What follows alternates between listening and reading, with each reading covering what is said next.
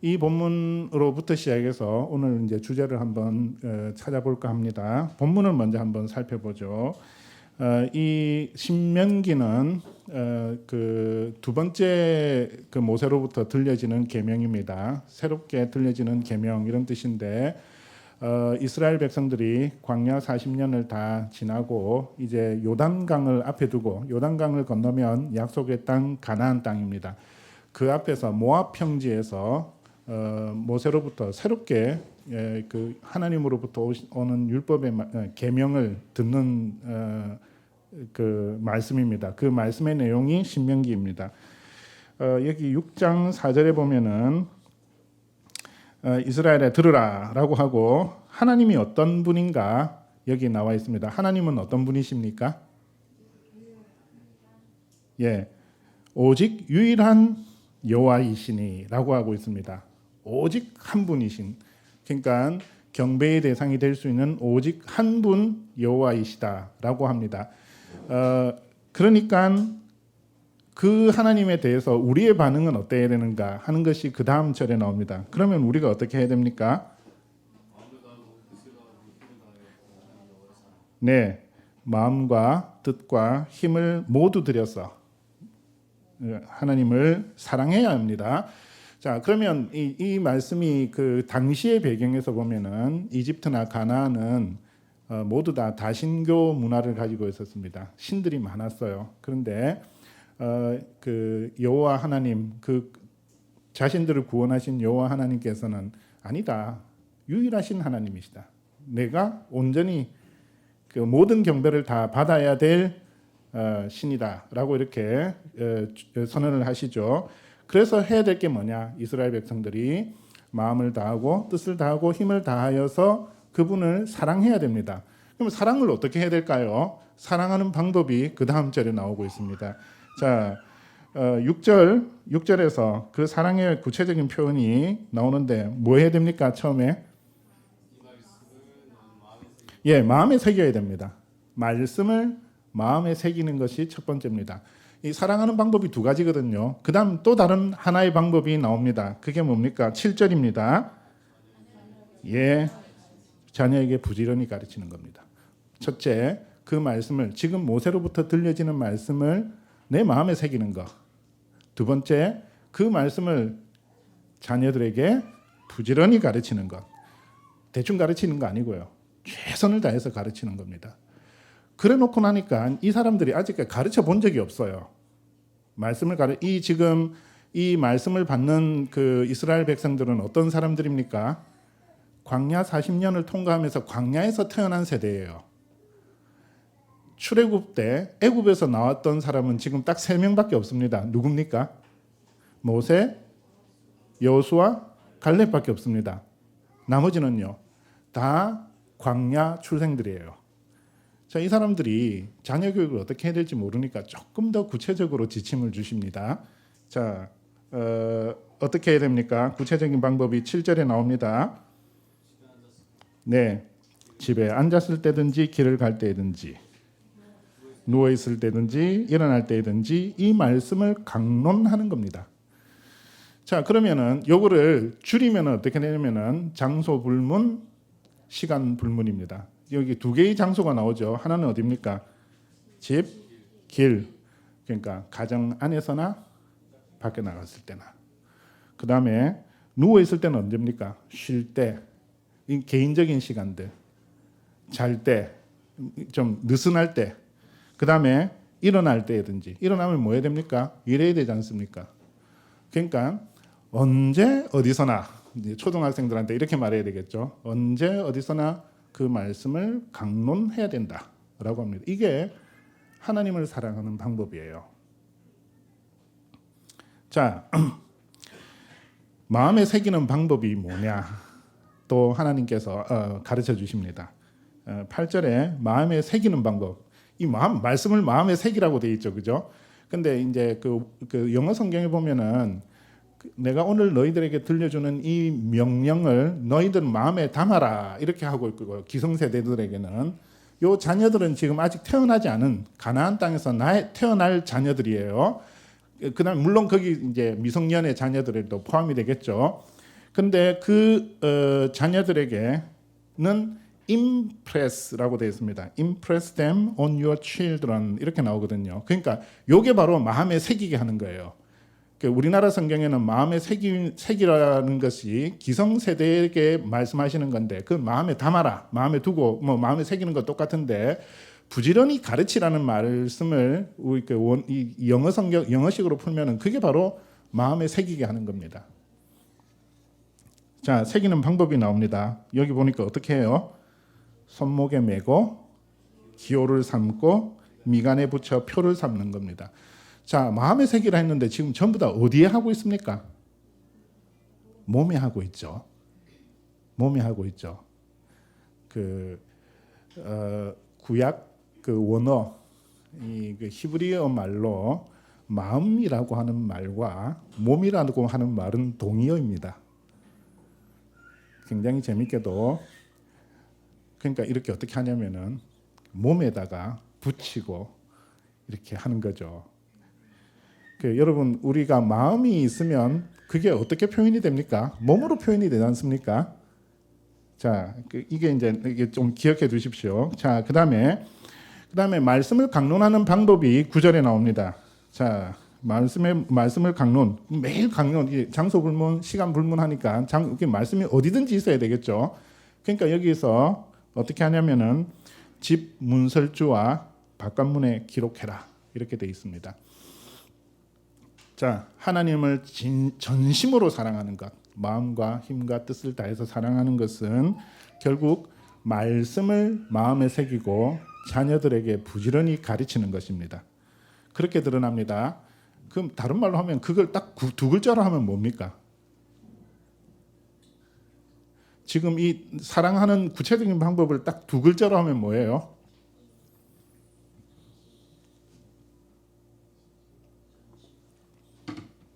네, 교육이란 말이 있습니다. 교육입니다. 교육하라는 거죠. 이렇게 교육이 잘 이루어진 결과는 어떨까요? 정말로 마음에 새기고 부모들이 이 말씀을 정말로 부지런히 가르쳐요. 이렇게 앉았을 때나 누웠을 때나 일어났을 때나 어느 때든지 가르쳤습니다. 어떤 사람이 될까요? 예, 하나님을 사랑하는 사람이 되죠. 하나님을 사랑하는 사람이 돼서 또 그 자녀들에게 이렇게 되겠죠. 자, 이 말씀은 하나님 이렇게 되면은 우리 자녀들이 우리와 같이 하나님을 전심으로 사랑하는 사람으로 살게 될 것입니다. 근데 그것은 지금 우리 기성세대들이 목표하는 바가 아닙니까? 그래서 이 말씀은 지금도 여전히 우리에게 유효하고 우리에게 중요한 시사점을 주고 있는 말씀입니다. 그런데 이 말씀은 부모에게 주는 말씀은 아닙니다. 이게 보통 우리가 이 말씀을 부모 교육할 때 쓰는데 당시 가나안 땅에 들어갈 이스라엘 기성세대 전체에게 주는 말씀으로 봐야 됩니다. 그런데 그때 교육은 그러면 어디서 일어나느냐? 주로 가정에서 일어납니다. 왜냐하면 그때는 아직까지 사회가 분화되지 않아서 그래요. 가정은 경제 공동체이자 그다음에 또 교육 공동체이고 거기서 종교 공동체이기도 합니다. 대부분의 종교 의례가 가정 단위로 일어납니다. 그죠? 물론 번제 드릴 때는 가야 되지만 그것 외에 집에서 정기적인 예배는 거기 같이 회집해가지고 이런 거 별로 아직 잘 안 보이죠. 그죠? 안식일 날 각 가정에서 예배 이 형식이 있었을 것입니다. 근데 역사를 통해 가지고 가정이 그런 모든 것을 하다가 이 사회가 복잡해지고 점점 우리 삶이 그 역사를 통해서 문화가 발전돼 나오죠. 하나님께서 그렇게 만드셨어요. 창세 때 인간을 만드시고 너희는 생육하고 번성하여 땅에 충만하라, 땅을 정복하고 다스리라라는 말씀 속에 뭐가 있냐면은 하나님의 창조 세계에 개입하여서 다양한 문화를 만들어내라. 근데 문화가 발전하면 발전할수록 세분화됩니다. 어떤 사회 기구가. 그래서 예전에는 가정에서 담당하던 많은 영역들이 이렇게 분화되어 나옵니다. 그 영역 분화의 원리라고 하는데 당시에는 학교 없었습니다. 교회도 없었고, 그래서 교육과 예배가 다 가정에서 이루어졌는데 그 가정에서 이루어지던 일들이 그 성격에 따라서 전담하는 기구들이 나타납니다. 이스라엘 백성들이 왕정 시대에 가면은 왕과 제사장의 역할이 뚜렷이 분리되죠. 종교적 제의를 담당하는 제사장의 역할을 왕이 대신하려고 할 때 어떻게 됩니까? 하나님께서 치십니다. 사울 왕이 실패한 것이 바로 그거였죠. 자기가 해서는 안 될 걸 했지 않습니까? 이렇게 분화되어 나오기 때문에 그 신앙교육에서 지금 우리 시대에 한 그 미성년자, 우리가 주로 말하는 다음 세대라고 하는 이 한 자녀를 두고 신앙교육을 제대로, 아까 말씀드린 하나님을 사랑하는 사람으로 만들기 위한 교육을 위해서 하나님께서 이 역사를 통해서 이 교육을 분담시킨 세 기관이 있다고 봅니다. 어떤 기관일까요?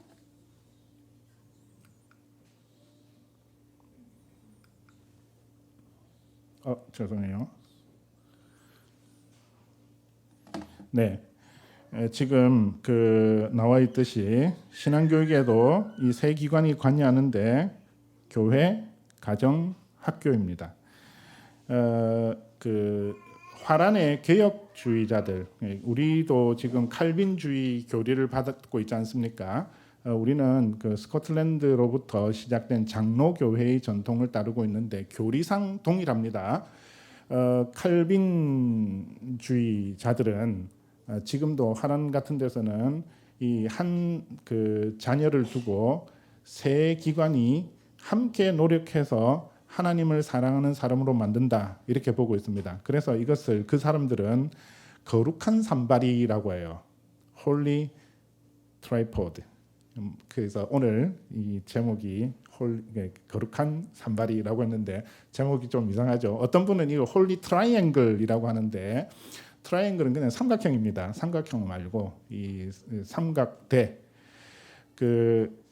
어떤 물체가 세 지점으로부터 동일한 힘으로 지지를 받으면은 그 물체가 넘어지지 않습니다. 맞죠?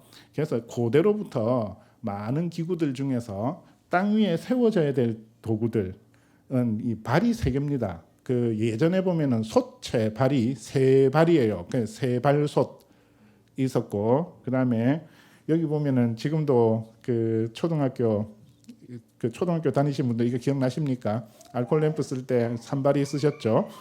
그다음에 요즘 뭐 또 보면 여기 보면은 이렇게 카메라 삼각대가 있지 않습니까? 뭐든지 한 물체가 지지돼서 제대로 서 있으려면은 산발이 세 지점에서 동일한 힘으로 지지해주는 대가 있어야 됩니다. 사람도 마찬가지입니다. 세 주체가 각각의 역할과 책임을 맡아주어야 우리 자녀들이 하나님을 사랑하는 사람으로 그렇게 설 수 있습니다. 그래서 오늘은 이 세 기관의 역할과 책임에 대해서 간략하게 한번 살펴볼까 합니다. 먼저 이 교회입니다. 이제 교회에서도 교육이 일어나죠. 그 교회 교육이라고 합니다. 여러분, 이 교회도 주일 학교가 있습니까? 네. 주일 학교라고 말하는 것보다는 저는 교회 학교라고 하는 게 더 좋다고 봅니다. 주일 학교는 어떤 특정한 역사적 배경을 가지고 있습니다. 영국이 산업화를 겪으면서 빈부격차가 극심할 때 많은 빈민가의 자녀들이 방치되고 있었습니다. 그때 주일 학교를 시작한 분이 이 아이들이 너무 이제 불쌍해 보여가지고 교회에서 이 아이들을 어떻게 도울까라고 하면서 그 아이들에게 복음을 전하고 주일날 모여가지고 주일 학교, Sunday School이라는 걸 만들어가지고 했던 것이 최초의 어떤 그런 시작입니다. 근데 그게 당시 교육되지 않고 방치되었던 많은 아이들에게 큰 도움이 되었거든요. 그래서 주일 학교가 부흥이 되고 그것이 미국으로 넘어갔고 다시 이제 한국으로 왔는데 우리나라는 그러니까 교회 교육의 원형이 주일 학교가 되어 버렸습니다. 근데 그 교회의 역사의 전통에서 보면 주일 학교는 한 운동이었습니다. 그 전부터 교회는 교육을 시켰고 교회도 학교 비슷한 게 있었습니다. 근데 왜 주일날만 모여야 될까요? 교회 신앙교육을 주일날만 하면 됩니까? 저는 주 5일제 처음 시작될 때 교회에서 반대할 때 참 안타까웠습니다.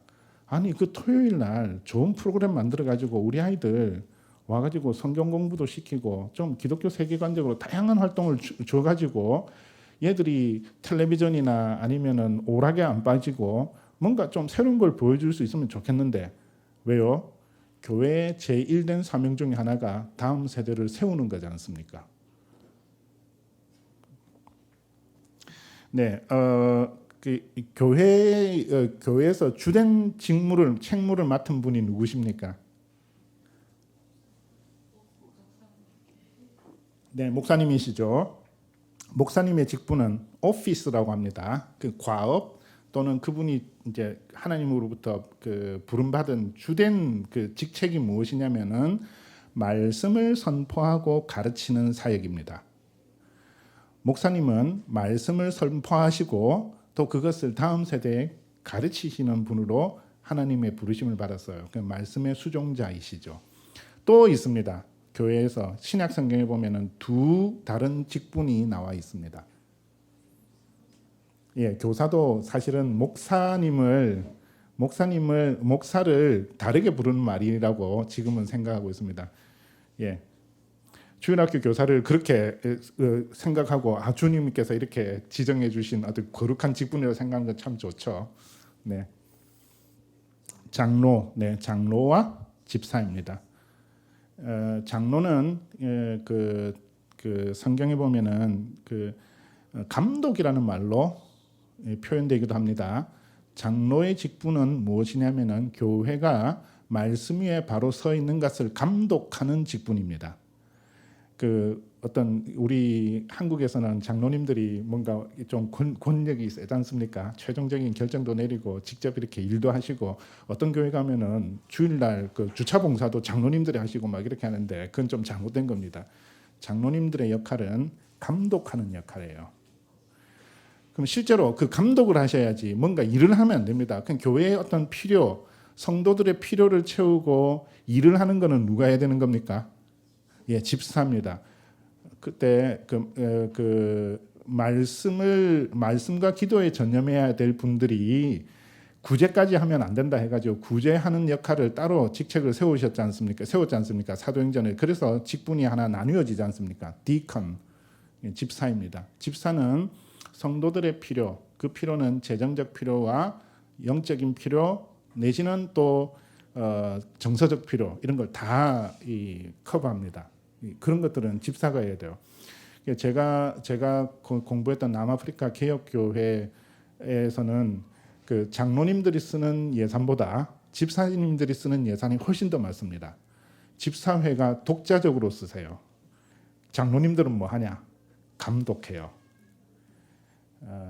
저도 이제 거기서 마지막 연차에 장로를 했거든요. 그 장로로 부름을 받았을 때 윌링리 하겠다고 했습니다. 이 사람들을 어떻게 하는가 해가지고 들어가서 보려고 봤는데 좀 있다가 이건 정말로 잘못된 결정이었구나 하는 것을 알게 되었습니다. 그 장로의 직분은 엄청 큰 많은 일이 있더라고요. 장로님들이 신방을 다 다니십니다.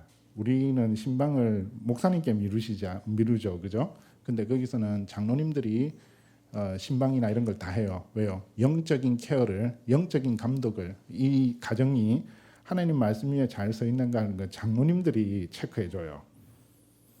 심지어 장로님들이 목사님 가정도 방문해서 감독합니다.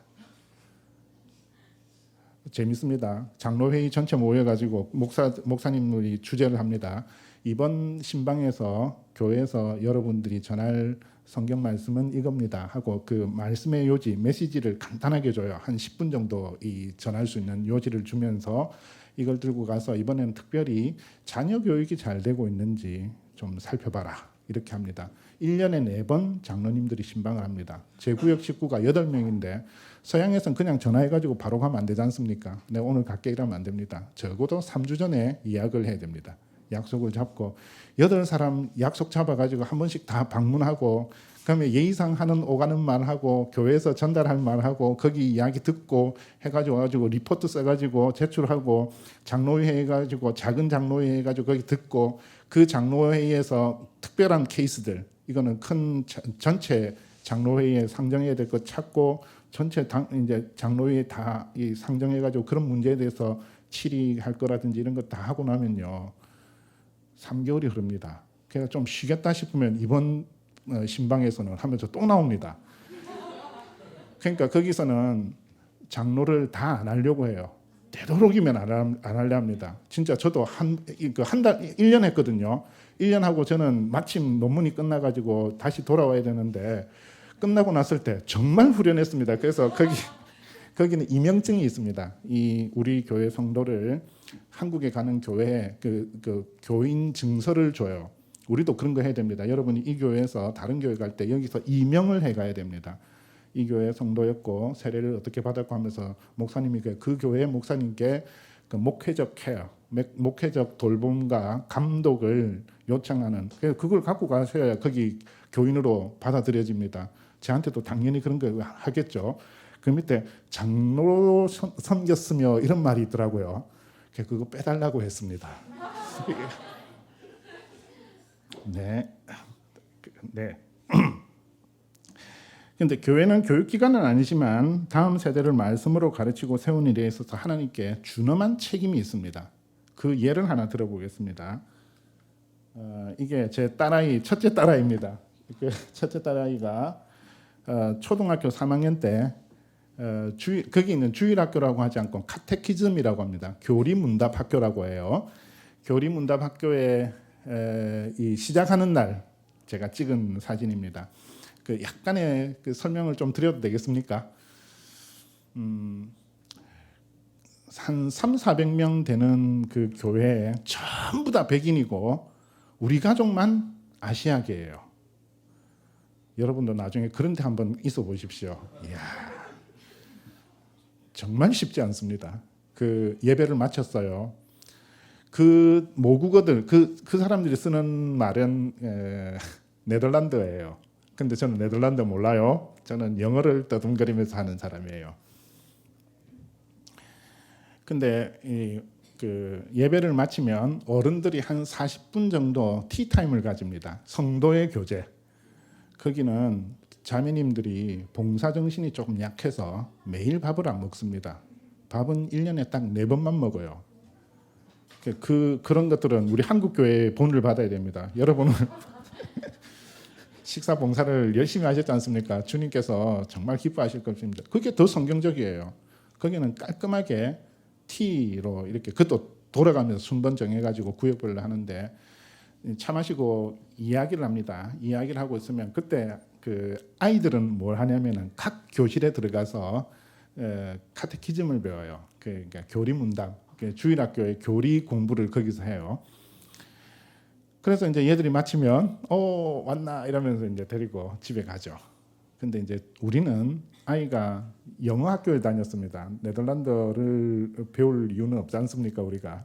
그래서 영어 학교를 갔고 이 아이는 영어만 할 수 있고 약간의 그게 워낙 이제 일상적인 환경은 네덜란드어를 쓰니까 네덜란드를 조금 할 수 있었지만 그냥 굿모닝 뭐 이 정도 그다음에 쏘리 이런 정도 할 수 있는 아이였는데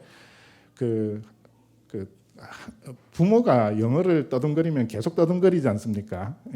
근데 참 우리 선배들이 한국의 많은 선배들이 영어를 좀 많이 떠듬거려 가지고 제가 그 영어를 잘 하지 못했지만 그래도 거기서 괜찮게 저 사람들은 저게 이제 디폴트 값이다 이런 식으로 해서 잘 지내고 있었는데 차를 마실 때 이분들은 모국어가 네덜란드어고 영어를 쓰면 어려워요. 그러니까 우리가 가면은 하이 하고 반갑게 해가지고 차를 나눠주고 나서 다른 데 봅니다. 왜? 계속 말을 이어갈까 봐.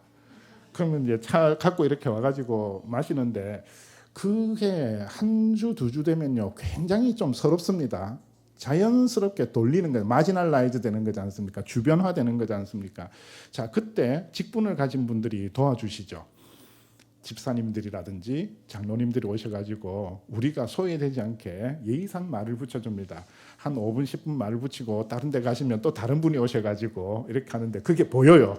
아, 난 지금 배려받고 있다. 이분들이 지금 쉽지 않은 어떤 그런 일을 하고 계시구나. 이게 그들한테는 사역이죠. 제가 거기 있는 것도 사역입니다. 성도의 하나됨을 힘써 지키고 있는 겁니다, 지금. 네. 아, 정말로 노력했어요. 네, 이거는 정말로 내 신앙적인 어떤 결단으로 내가 그냥 오고 싶은데, 하하, 그래도 내 끝까지 있는다 해가지고 그랬거든요. 그런데 어느 날 수석 장로님께서 오셨어요. 뭐 잘 지내나 이렇게 하고 하다가 이분이 실수를 하나 하셨습니다. 우리 첫째 아이한테 말을 건 거예요. 우리 첫째 아이가 말을 거는데 우리 첫째 아이가 아주 유창하게 영어로 대답을 잘하거든요. 그러니까 깜짝 놀라는 거예요. 니는 영어 잘하네 이렇게 이야기해요. 그럼 우리는 못한다는 거지 않습니까? 그래, 니는 영어 잘하네 하고 근데 왜 저기 카테키즘에 참석 안 해? 라고 했을 때 이 아이는 네덜란드를 몰라서 네덜란드 카테키즘에 참석을 못한다라고 했습니다. 그때 우리는 영어 트랜슬레이션 서비스가 있었습니다. 그래서 우리가 헤드셋 쓰고 들었거든요. 그러니까 이분이 그러면 안 되지 하면서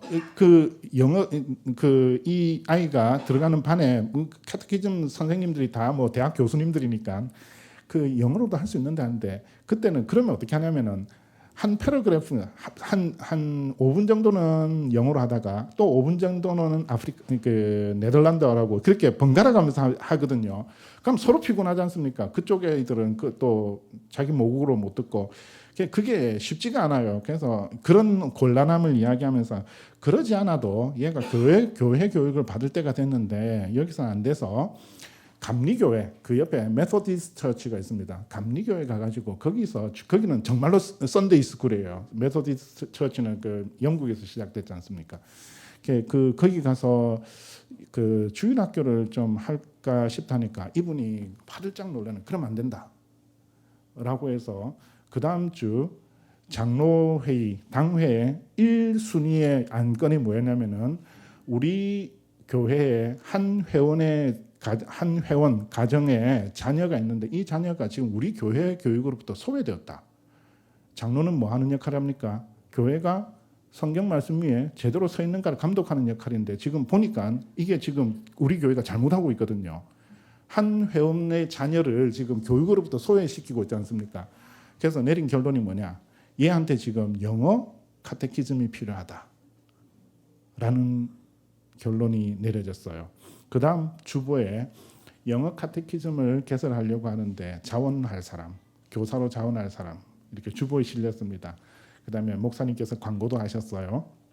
근데 이미 그때는 어떠냐면은 1월 달에 모든 게 다 조직이 돼가지고 모든 사람들이 다 적소에 배치돼가지고 이제 세팅이 끝난 거예요. 아무도 더 엑스트라 일꾼이 없는 거예요. 해줄 수 있는 사람이 없어. 그러니까 4주간 공고를 냈는데 안 왔거든요. 그래서 결국 어떻게 하셨냐? 이분이 수석 장로님, 이분이 그럼 내가 할게. 자기가 좀 꺼냈지 않습니까? 그래서 수석 장로님께서 이 우리 아이를 데리고 영어 카테키즘 첫날입니다.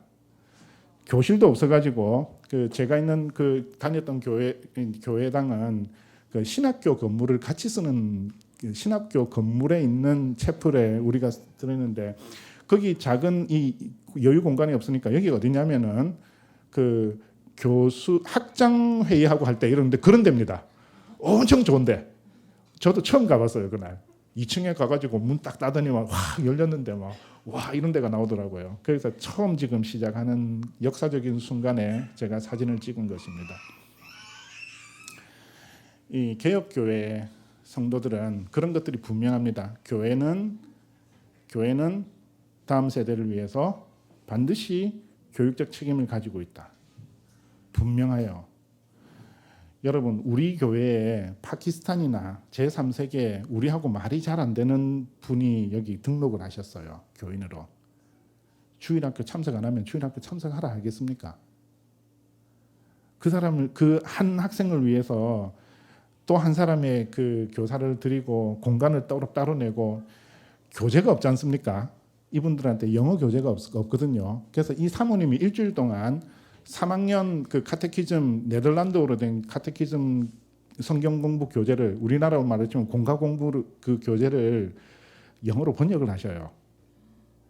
영어로 번역해가지고 쓰셨거든요. 근데 놀랍게도 8개월 뒤에 여기에 6명의 영어 카테키즘의 학생이 6명으로 늘어납니다.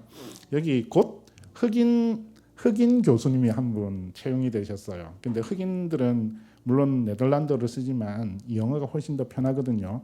흑인 가정의 두 아이가 여기 들어왔고, 그 다음에 독일에서 교환 교수로 오신 분이 그 아이기를 많이 낳으셨어요. 3명의 자녀가 여기 와죠. 무학년제, 3학년이 아니고 무학년제가 6명이 굉장히 부흥한 거죠. 근데 제 마음이 어떻겠습니까? 정말 고맙대요. 아, 내가 이제 이 교회를 위해서 내가 진짜 충성을 다하리라. 그래서 결심을 다시 한 번 더 합니다. 내가 성도의 하나되게 한 것을 힘써 지키라는, 성령님의 그 하나되게 하신 것을 힘써 지키라는 것뿐만 아니라 내가 이것을 갚기 위해서 내가 교회 모든 모임에 빠지지 않고 다 참석하리라 라는 결심을 하게 됩니다. 근데 제가 가면 어떻게 되냐면은 제 빼고는 전부 다 네덜란드를 쓰는 사람들이니까 이 모국어로 합니다. 근데 제가 딱 들어가는 순간 영어로 해야 돼요. 제가 안 오는 게 좋겠죠. 크리스마스 특별 이벤트가 있는데 그때 어떤 한 분이, 장로님이 저한테 오시더만, 니 오늘 그 광고 들었나? 광고 속에 이거는 그 꼭 안 와도 되는 거다. 그러니까 내보고 오지 말라는 거죠. 그래서 꼭 안 와도 되는 거라서 안 와도 된다. 저녁 때 하는 건데 뭐 그렇게 이야기를 하더라고요. 내가 알겠다 이래놓고 갔습니다. 독일인 부부, 내 혼자 가면 그 분명히 눈총을 받을 거니까 독일인 부부 꼬셔가지고 그 엄청 열심히 하는 독일인 부부가 있었어요. 야, 가자 이래가지고 왔거든요.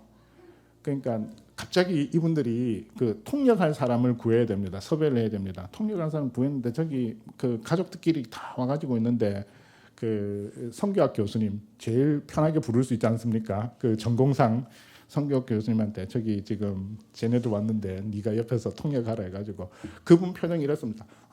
이러더니 가족들하고 다 지금 재밌게 공연 보려고 왔는데 우리 때문에 자기 떨어져가지고 저 구석에 앉아가지고 3명을 이렇게 앉혀놓고 영어로 통역을 하시는 거죠. 저로서는 정말 이 교회가 교육에 대해서 이렇게 그 철저하게 생각을 가지고 있는 것에 대해서 한번 새롭게 이제 인식을 하게 된 계기가 되었었습니다. 네, 가정 교육이 있습니다. 에베소서 6장 4절에 보면 또 아비들아 너희 자녀를 노엽게 하지 말고 오직 주의 교훈과 훈계로 양육하라라고 되어 있습니다. 가정에서도 교육이 일어나지만 부모에게는 교육보다 더 넓은 의미에서 한 아이와 어떻게 맺어집니까? 혈연 관계로 맺어지죠. 이거는 다른 어떤 사회, 이 한 아이를 두고 혈연 관계로 맺어지는 것은 가정입니다. 가정의 부모죠, 그죠? 그래서 그 성경에서는 분명히 한 자녀의 전체적인 성장의 책임, 영적인 것뿐만 아니라 전체적인 이 아이의 어떤 성장에 대해서 최종적인 책임은 부모에게 맡기십니다. 그게 자연스럽기도 하고요. 그래서 여기서 보면은 주의 교훈과 훈계로 교육하라가 아니고 양육입니다. nurturing. 이거는 신체적 발달, 정신적 발달, 사회적 발달, 매너를 가르치는 것, 그 다음에 거기에다가 하나님을 사랑하는 사람을 만드는 것까지 다 같이 부모에게 요구합니다. 그 자녀 교육의 최종적인 책임은 부모에게 있습니다. 야, 이거 무서운 말입니다. 나중에 여기 젊은 분들이 많이 계시네요. 나중에 한번 자녀를 낳아 보십시오. 웃깁니다. 내 마음대로 안 돼요. 그때 제가 어떤 생각을 했냐면, 야, 인생의 중요한 것들은 전부 다 정말 우연히 결정되는구나. 가만히 생각해 보십시오. 인생의 모든 중요한 것들은요, 우연히 결정돼요. 한 남자가 여자를 만나는 거. 그냥 눈 맞아가지고 예전에 내가 생각했던 상하고 전혀 다른 사람들 결혼해가 있지 않습니까? 정신 차려보니까 내가 옛날에 꿈꿨던 게 아닌데 이렇게 하는데 이미 끝났어. 그렇지 않습니까? 그럼 뭐 내가 태어났는데 부모가 이상해요. 내가 결정하지 않았지 않습니까? 여러분 대학 간 거 한번 가만히 생각해 보십시오. 여러분 그 원하는 대학 어릴 때부터 기도했던 대학 갔습니까? 아니면 그때 갑자기 결정해 가지고 갔습니까? 그때 갑자기 결정해 갔죠. 아기도 그렇게 나와요. 여러분의 기대와는 관계없이 태어납니다.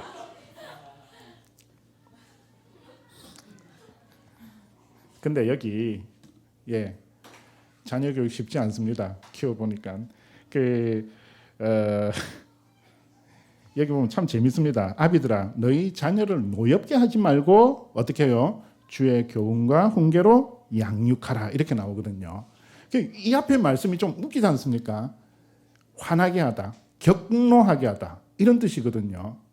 자, 가정에서 제대로 교육이 일어나지 않으면 아이들이 어떻게 되느냐? 노엽게 됩니다. 분노해요.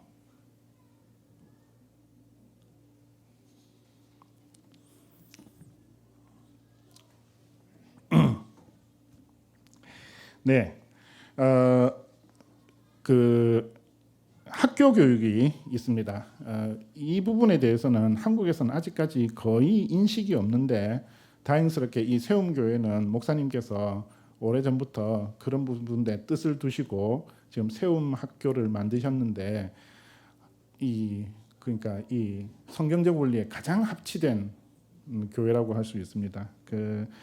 역사가 이렇게 흘러가면서 문화가 발달되죠. 문화가 발달되면은 거기에 따라 가지고 우리 아이들이 성년이 되어서 한 사람으로서 역할을 제대로 감당하기 위해서는 배워야 될 것들이 많아집니다. 옛날에는 그냥 부모와 같이 농사 짓는 부모 밑에 만나면 그냥 농사 지으러 다니면 그냥 농사 짓게 되고, 그다음에 가죽질 이거 무두장 이 가죽쟁이들은 그냥 아버지 직업을 따라 가지고 이렇게 하면은 그 하면 되고 이렇게 되는데 지금 우리 요즘 진로 교육 많이 하죠, 그죠? 진로 교육이란 것은 100년도 안 됐습니다. 우리나라도 치면 한 50년 전까지 진로 교육이란 개념 자체가 없었습니다. 왜 그랬을까요? 아버지의 직업이 내 직업입니다. 진로 필요 없어요. 태어날 때 결정됐습니다. 거의 대부분. 귀속적 지위였죠. 그러니까 딱 태어나면 내가 뭐 할지 딱 정해져 있어요. 왕일지 아니면 뭐 귀족의 관리가 될지 그런 게 정해졌습니다. 근데 지금은요. 아버지 직업과 내가 상관이 없어요. 그럼 어떻게 합니까? 뭐 해야 될지 모르니까 진로 교육 이렇게 하고 있는데, 예전에는 그렇게 뭐 별로 가르칠 게 없었어요. 그런데 사회가 자꾸 분화되고 지식의 양이 많아지고 됨에 따라서 이게 가정에서 감당이 안 되거든요. 그럼 어떻게 하느냐?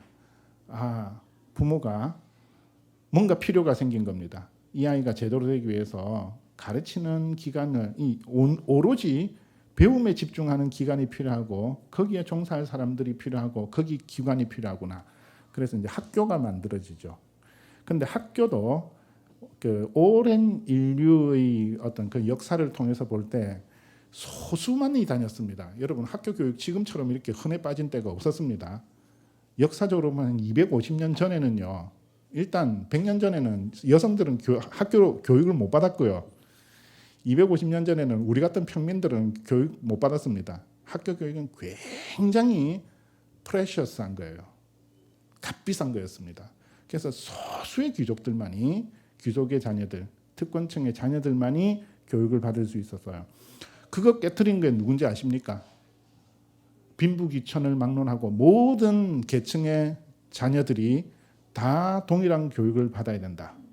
처음 주장한 사람이 마르틴 루터입니다. 종교개혁을 했어요. 종교개혁이 오직 말씀으로.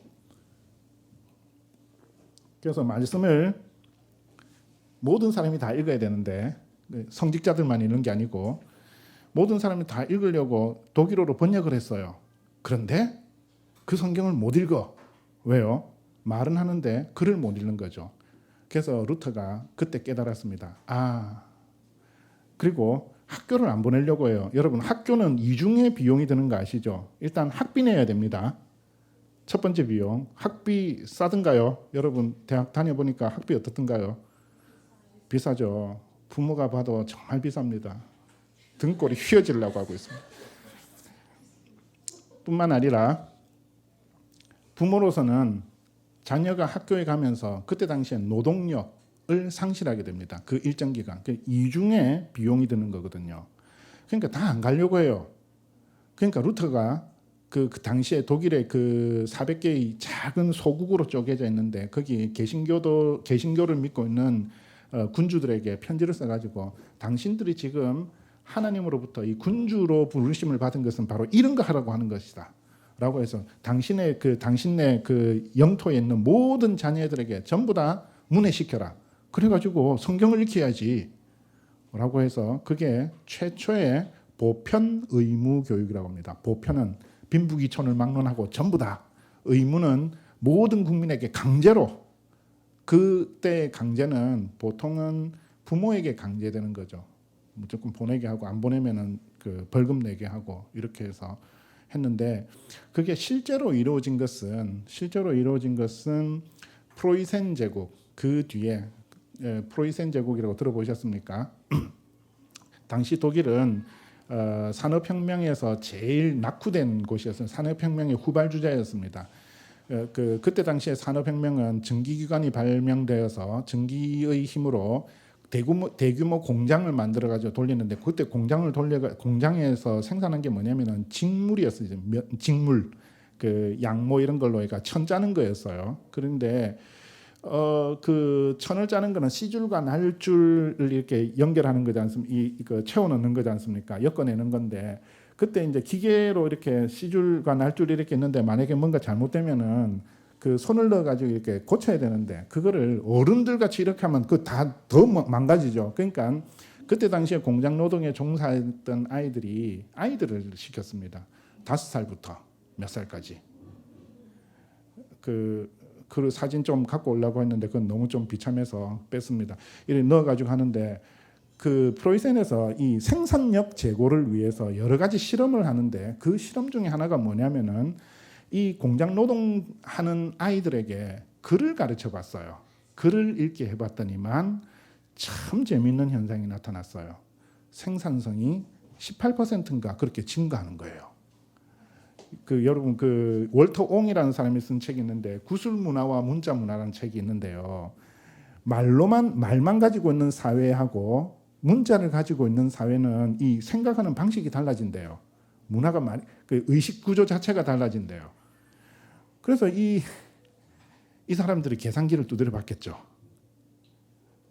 공부시키는 데 드는 비용, 그거 하고 나서 생산성의 증가, 이 이득 하니까 결론이 어떻게 났겠습니까?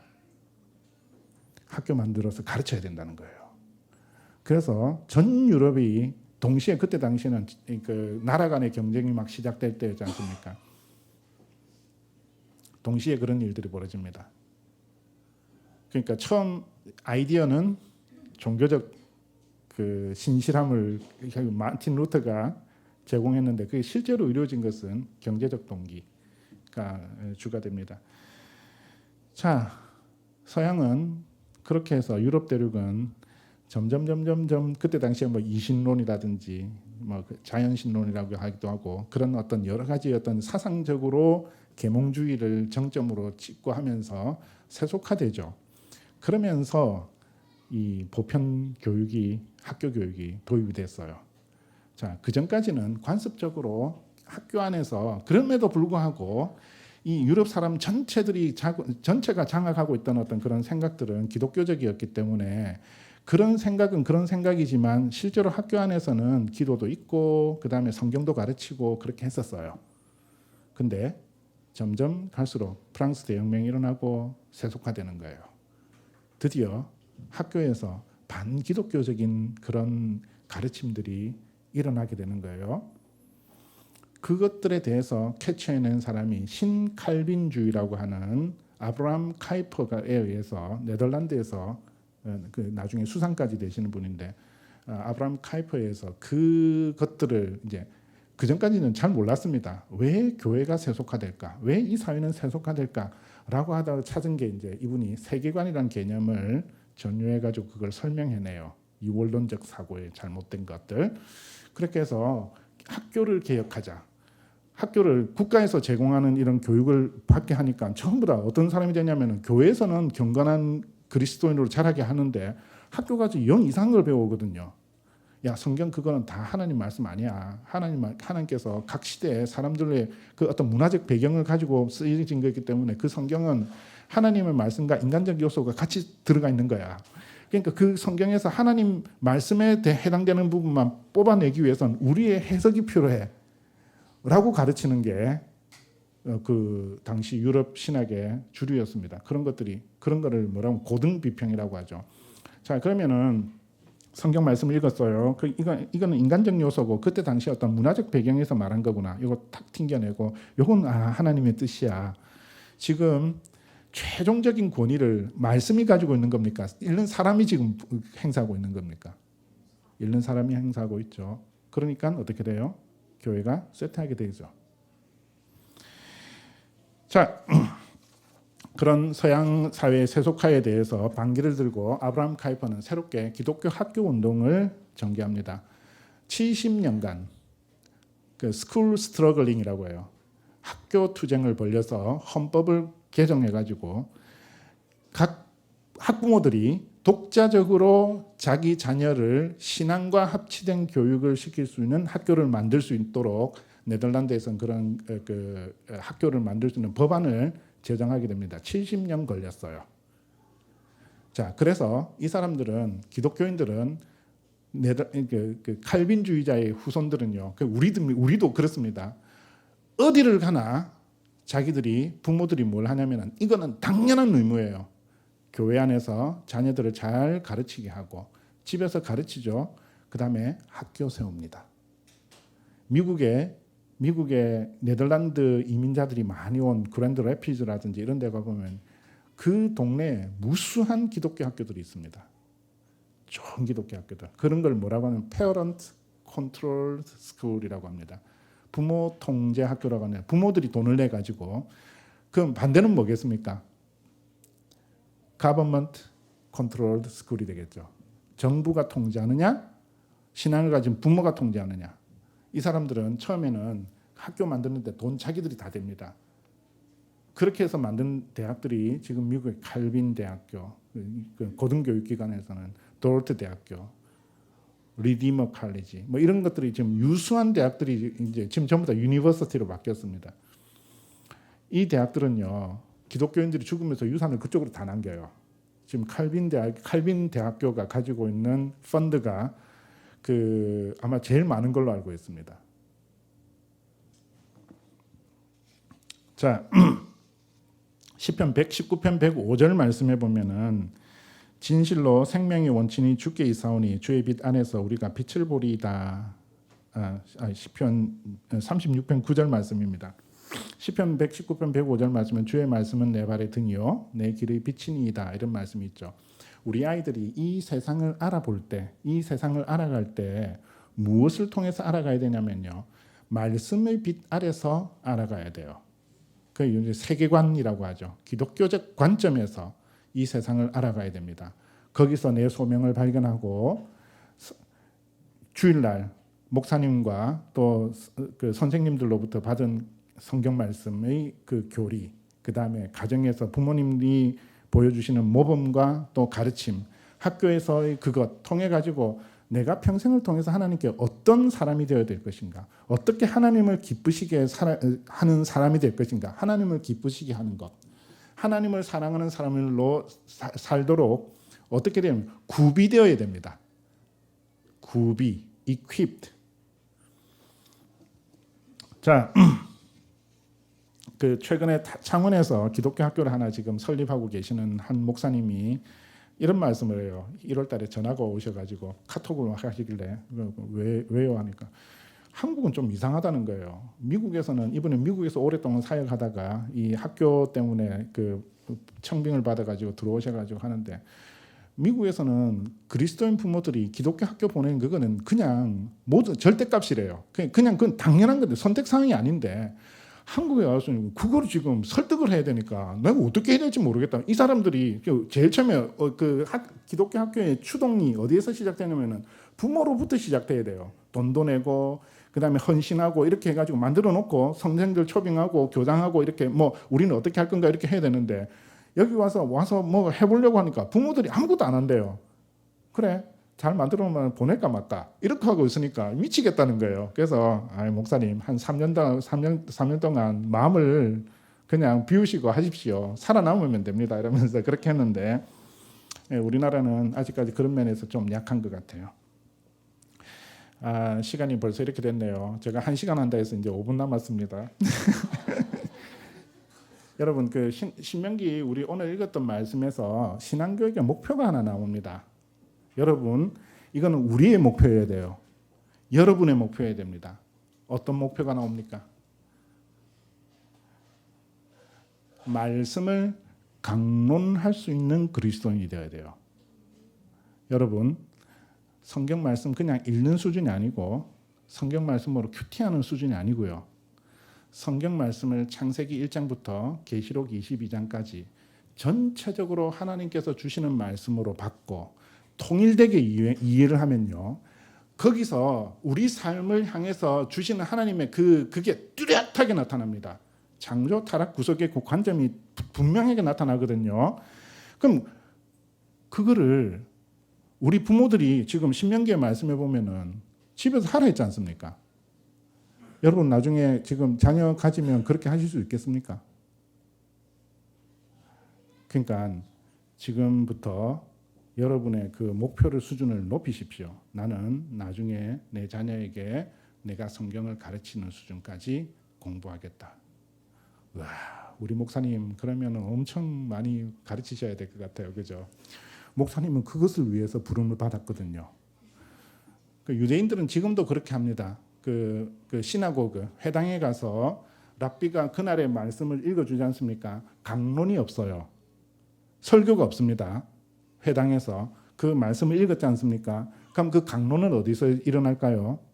그날 유월절인데 안식일 날 거기 시나고그 회당에서 읽은 그 말씀에 대한 강론은 집에서 저녁 때 아버지가 해줍니다. 우리도 그렇게 해야 돼요. 여기 아이들이 주일날 예배에 참석해요. 그렇게 해서 무슨 말인지 모르지만 다 듣고 있다가 집에 가가지고 야 오늘 목사님 설교 말씀 들었니? 라고 해서 그걸 찬찬히 풀어주는 건 누가 해야 되냐면 바로 부모님들이 해야 돼요. 근데 지금 우리 수준은 어떠냐? 여러분은 안 그렇겠지만 교회 역사상 가장 성경에 문해가 덜 된 사람들이라는 표현을 했습니다. 가장 성경에 무지한 세대라고 합니다. 성경을 안 읽어요. 이 주일 아침에 저 교회 문 앞에 딱 서가지고 당신 오늘 성경 이번 주에 성경 몇 장 읽었어? 매일 한 장씩 읽었어? 해가지고 그냥 못 읽었습니다. 못 들어오게 하면 여기 몇 명 들어올까요? 실제로 우리 수준이 너무 낮게 돼버렸어요. 저는 우리 스스로 결심해야 된다고 봅니다. 그게 우리가 하나님을 사랑하는 방법이에요. 내 자녀에게 말씀을 제대로 잘 가르치는 사람 돼야지. 왜 평신도는 못합니까? 성경 말씀을 우리한테 주셨는데 그게 종교개혁의 정신이에요. 사도행전에 보면은 전도하는 장면들이 나오죠. 모든 전도의 장면을 다시 한번 읽어보십시오. 전도자가 말씀을 강론할 때 성령님이 임하시는 장면이 많이 나옵니다. 성령님의 임재는 항상 성령님의 임재를 먼저 받은 사람이 어디 다른 데 가서 전도가 일어났을 때 임재를 해요. 그래서 전도가 중요한 겁니다. 그리고 그 전도의 장면에서 말씀을 아는 사람이든지 모르는 사람이든지 항상 구약의 성경으로 예수께서 그리스도이심을 증거합니다. 그럼 우리도 그 정도 돼야 되지 않습니까? 예수님께서도 엠마오 마을로 가는 두 제자를 붙들고 길가에서 뭘 풀어주십니까? 선지자의 글을 통해서 메시아가 고난을 받아 죽어야 된다는 사실을 가르쳐 주셔요.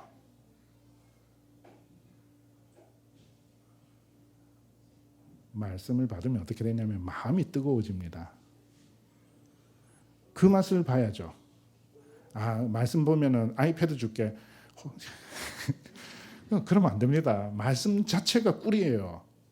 우리가 그렇게 못 해주고 나서 다른 걸로 지금 그 가짜 이거 미끼로 던지는 거예요. 그러면 그거는 사실은요 성경을 더 멀리하게 하는 아주 좋은 길입니다. 아이들로 하여금 말씀을 깨달아 알았을 때의 그 기쁨, 즐거움 이거를 느끼게 해줘야 되지 않습니까? 그게 목사님의 의무이자 우리 각 가정의 부모가 된 우리의 의무이기도 합니다. 요 본문에서 나오는 하나의 우리가 어디까지 성장해야 되는가? 특히 젊은 분들 지금부터 결심하시고 한번 준비해 보십시오. 몇 가지 실천적인 제안을 제가 가져왔는데 먼저 이야기 들려주기입니다. 성경을 하나의 전체 큰 이야기로 보십시오. 이야기 창세기부터 요한계시록까지 하나의 이야기로 보고 그 이야기로 드라마로 보면은 성경을 통일되게 이해할 수 있어요. 그러면서 거기에 뚜렷이 나타나는 몇 가지 주제가 나옵니다. 첫 번째, 언약이라는 주제가 나와요.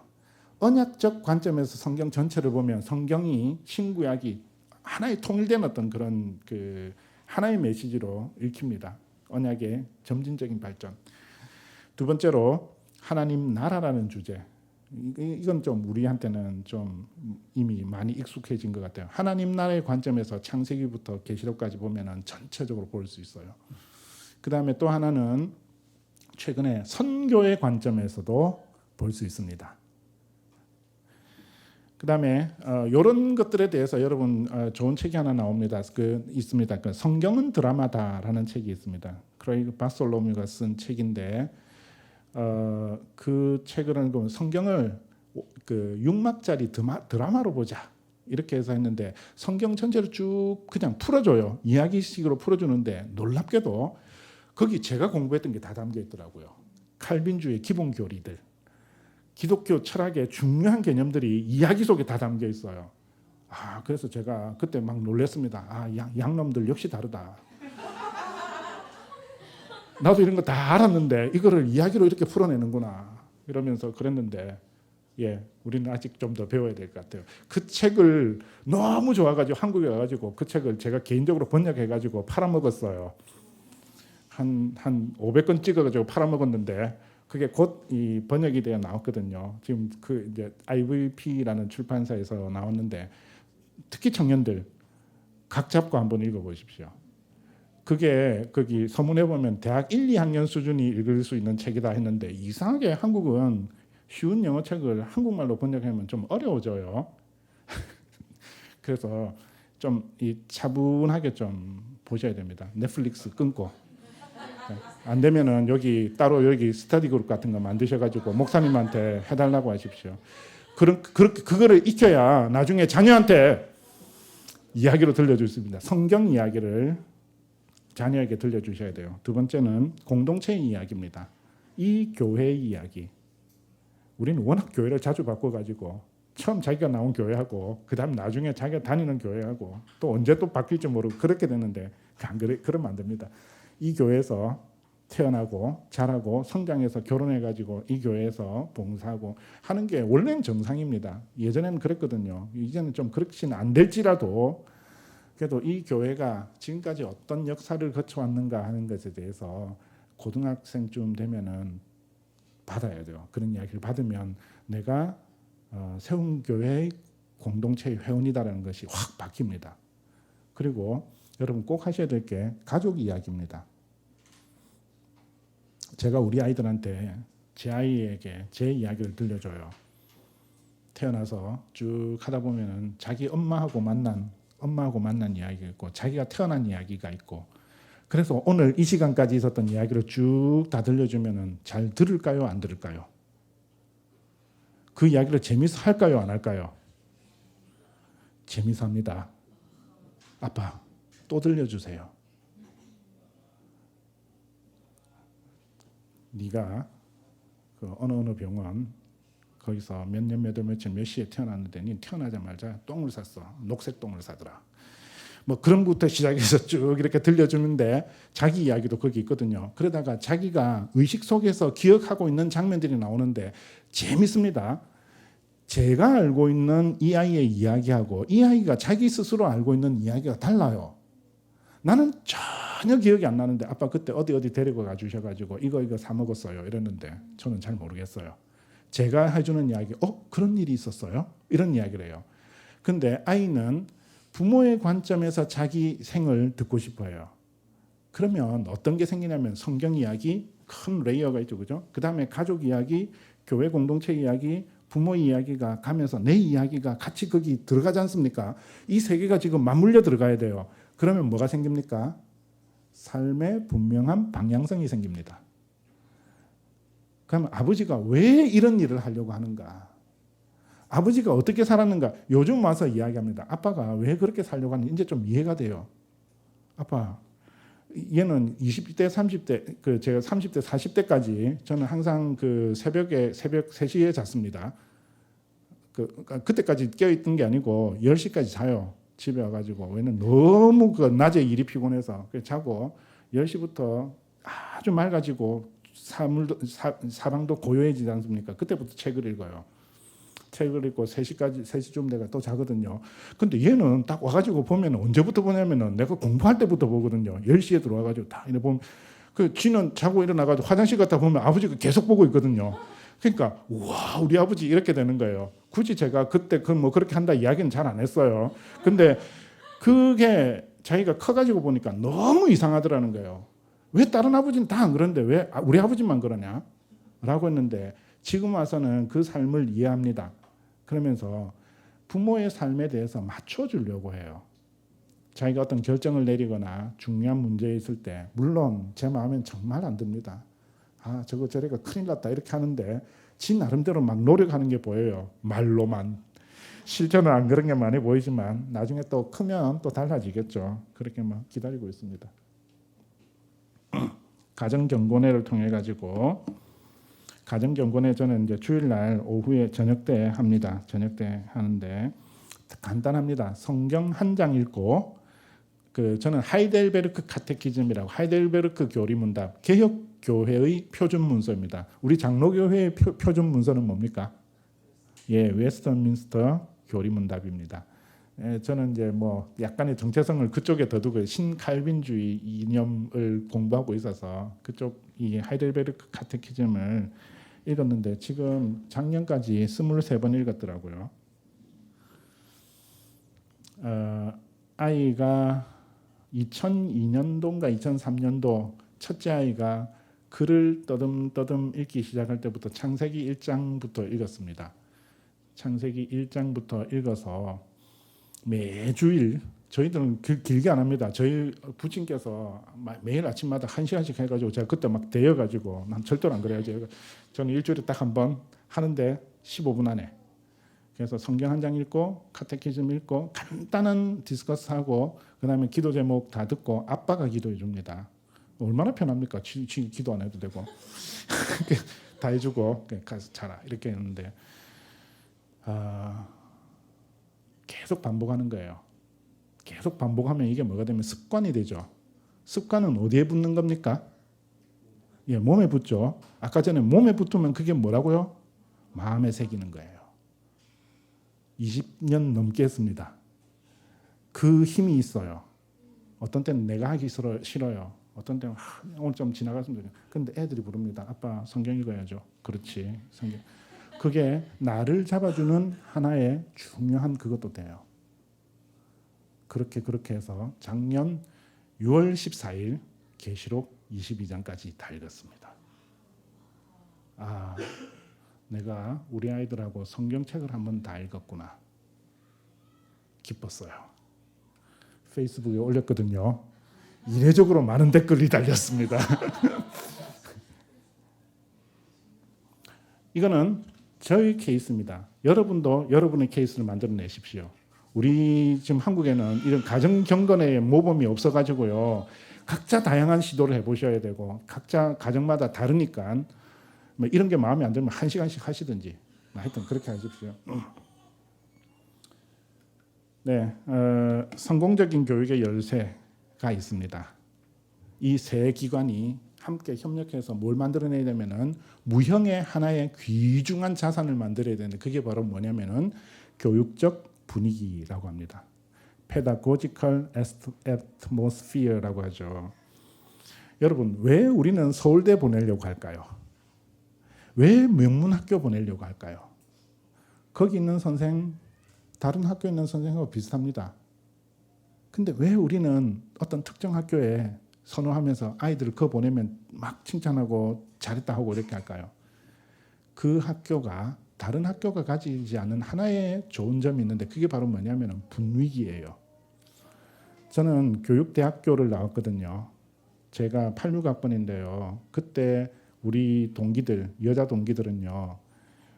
연세대 갈 아이들이 왔어요. 집안 형편이 어렵고 이래가지고 공짜로 시켜주는데 이화여대 이런 데가 커트라인이 더 낮았습니다. 그런데 이화여대 갔던 친구들하고 교대 나왔던 친구들하고 지금 삶이 달라요. 이화여대 나왔던 그 동기들은 지금 전국을 무대로 막 그 중요한 일들을 하고 있는데 교대 나온 친구들은 물론 중요한 일이 아니라는 건 아닙니다. 학교 선생님밖에 안 해요. 왜 그럴까요? 그 학교 4년 동안 분위기라는 게 있어요. 그 분위기가 무시 못합니다.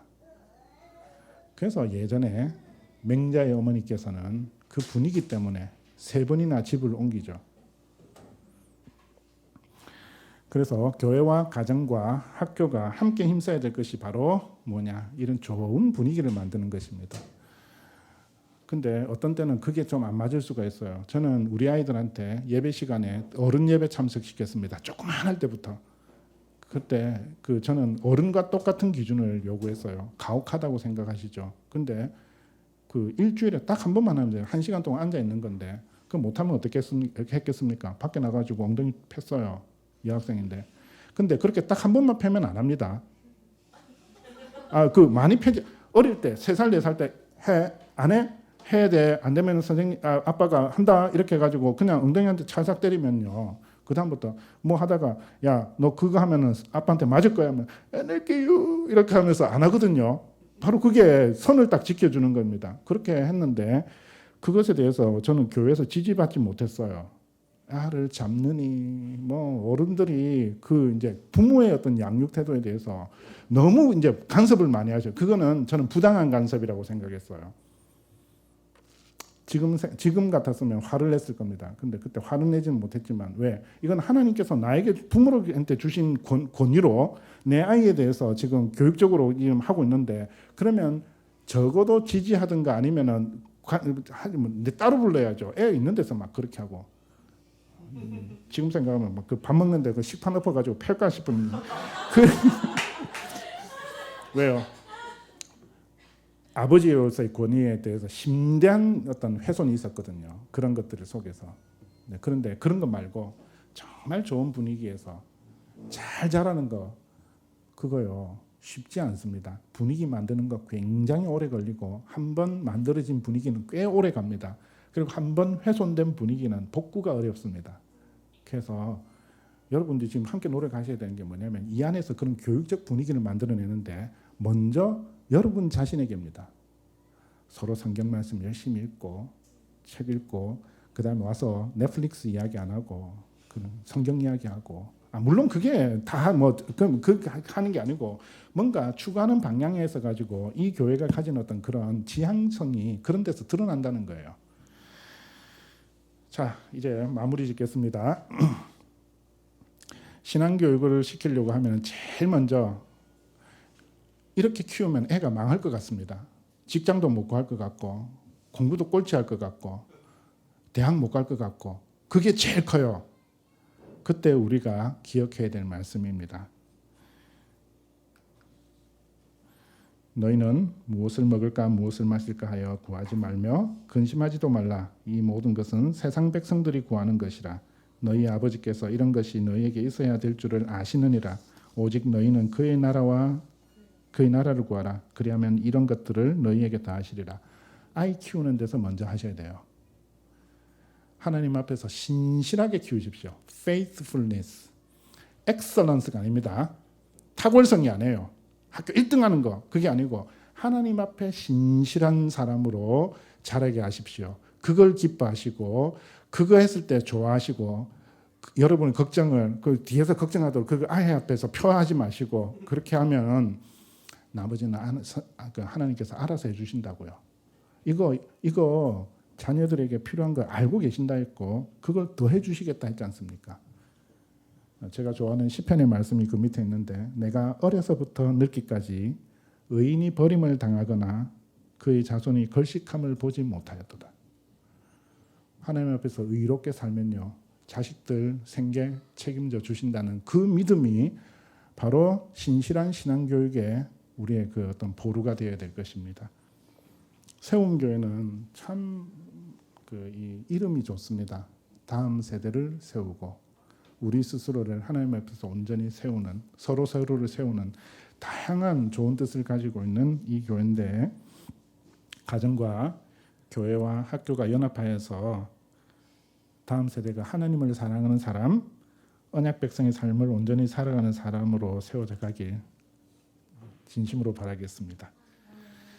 경청해 주셔서 감사합니다.